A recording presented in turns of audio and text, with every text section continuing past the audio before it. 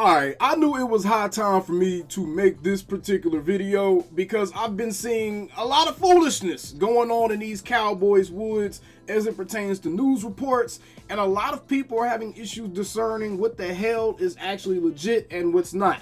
The reason I'm making this video is because I'm giving you 100% solid proof that these reporters don't be knowing what the hell they talking about.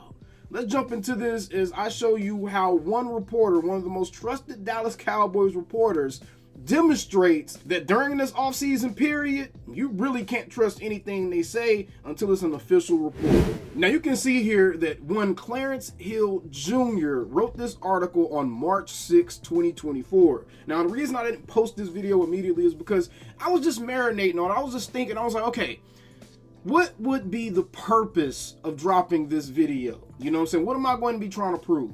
And what I'm going to be trying to prove and actually show you guys, and it's actually going to be very easy because it's going to be very, very simple to dismiss, right? What I'm trying to show you guys is that just because you see one of your trusted local media outlet members post an article, or just because you see them report something, doesn't mean that it's always coming from a place of factual truths, and doesn't mean that they always have evidence to support whatever article that they're writing. By large part, a lot of the Dallas Cowboys beat writers and a lot of just independent writers in general have been trying to feed off of the popularity of the Dallas Cowboys, feed off of the curiosity of the Dallas Cowboys fan base, and essentially they've just been pushing out articles that all tell the exact same story, but they use a couple of different words to package it up a different way. Essentially, Cowboys fans haven't really heard any news as far as the team and what their plans are for free agency since like 2 or 3 weeks ago, whenever we actually heard Steven and Jerry speaking for the first time. That is the only thing that we have actually gotten from the Cowboys that has a name and a face to it, and it's coming from an actual real source, being the people that are actually going to be the ones participating and signing the checks in free agency. That was the last time we got any legitimate news out of the Dallas media or local media, the national media, whatever you want to call it, as it pertains to the Cowboys. All the rest of these reports are just reports that are spawned from the original Jerry Jones interview, or just bits and pieces of information and people just run with it and then they just dress it up another way, right? So Clarence Hill posted this article that says, look for Parsons to file grievance if Cowboys designate him as an end rather than a linebacker, right? And at first glance, you're like, wait, what the heck? Micah Parsons filing a grievance against the Cowboys? Why would he do that? And then you read the article. It says, regardless of his position designation, Dallas Cowboys Micah Parsons will receive record salary. There was never any question that the Cowboys were going to place the 5th-year contract option on all-pro edge rusher Micah Parsons. That they reportedly designated him as a defensive end rather than at linebacker will draw a grievance per his agent, David Mulligetta. I'm going to say this. If his agent is the one that said this, he needs to fire his agent, because his agent has no clue how the NFL works and how his contracts actually work, and that is a big issue. The reason I say that is because if you do a little bit of research and you actually read the CBA, it will tell you for a drafted rookie selected in the first round of the 2018 or any subsequent draft who is selected to 2 or more Pro Bowls on the original ballot during any of his first 3 seasons, the paragraph 5 salary for the player's 5th-year option shall equal the franchise tender that applies in the league year that is the 4th year of the rookie's contract. It's calculated pursuant to Article 10, Section 2. For players at the same position, using the categories in Article 10, Section 7A, at which the rookie participated in the most plays during his 3rd league year.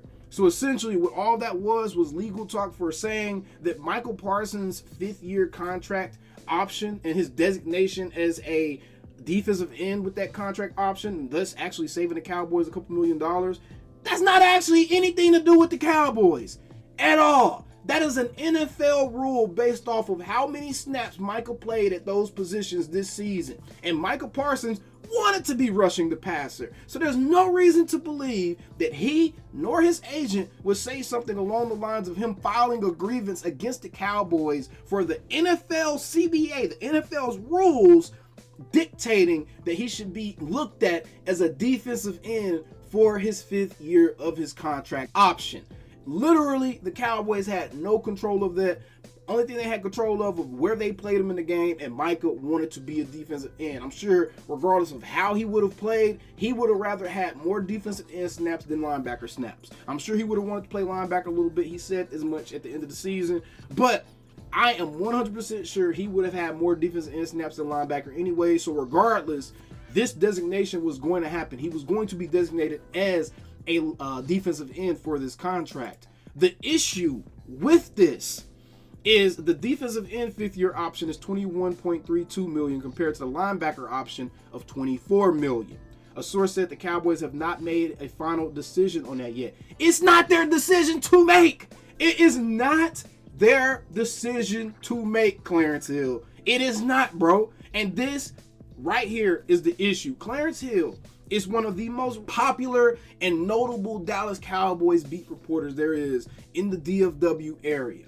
He's one of the people that a lot of people really hang on the things that he says. A lot of people really feel like that if he reports something, or if he's saying he got sources or something, people believe him.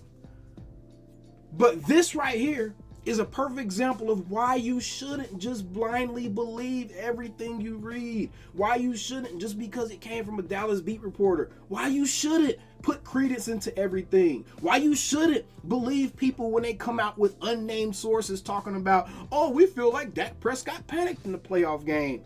Why you shouldn't believe those types of things, Jane Slater. Then you try to renege it and step back on it after it kind of caused a firestorm, but the damage was already done. You came out with one of these ambiguous, vague, unnamed source articles, which I'm so tired of reading, bro. If you can't name me the source, then I can't give the article any credence. That's starting to be where I feel and how I'm thinking about any of these articles written, especially since our local media and media in general, even during the offseason, they still have to generate engagement. They still have to generate clicks. They still have to generate viewers and people coming to their publisher's platform in order for them to have value in their position, right? So the reason I'm saying that is because these guys all know how loud the noise gets around the Cowboys during the offseason. These guys all know how ridiculous the rumor mill gets around the Cowboys all offseason. And because they know that, they use that to their advantage. They can put out these ambiguous articles with no name sources, with nothing, with no real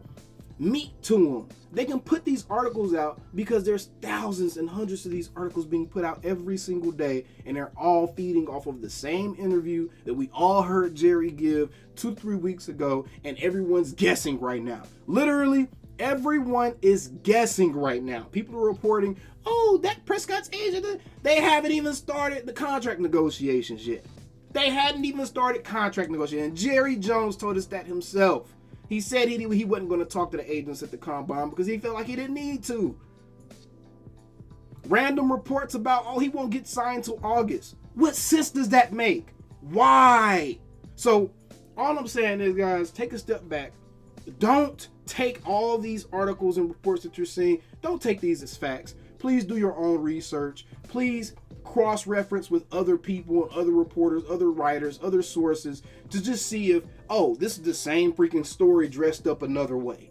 Because a lot of the times, pretty much the last 2 or 3 weeks, that's all we've been seeing. No one has dropped any new news on us outside of Michael Gallup news, and we're going to get into that in another video. But I thought it was just very, very damning that Clarence Hill came out, wrote this type of article, titled it the way he did initially, which was look for Parsons to file grievance if Cowboys designate him as an end rather than linebacker. This was published at 9:29 a.m., March 6, 2024, right? If you look at this article, he updated this article March 6, 2024, 5:05 p.m. after people tore him a new one, letting him know his error in writing this entire article, bro. He updated this article to probably add in this part of it right here. The position he is ultimately tagged is determined by the NFL based on play time in his 3rd season. And then he said at the end of the day, it likely won't matter as there's little chance he plays on 5th-year option as the Cowboys are already budgeting for a record-setting contract extension for Parsons. They expect to get the deal done in the next 12 months. And then he goes on to talk about Micah Parsons' upcoming contract extension. That's not what we clicked on these articles for. And this is what I'm saying. A lot of these dudes are misleading us and kind of just leading fans astray and leading viewers and Cowboys fans astray as it pertains to trying to have them and keep them updated on the Cowboys market, man. But either way, y'all be safe out here, bro. Don't believe everything you read. Make sure you cross-check your references and make sure you find a reliable media source that's not going to be trying to just use you for views, clicks, and engagement. All right, but either way, we still them same old Cowboys. I'll see you guys in the next one. Calling me, texting me, paging me, asking me, am I still them boys? Y'all usually check on me. Listen. I'm still them boys. Woo, oh, shut up, my boy. Hey, I'm still them boys.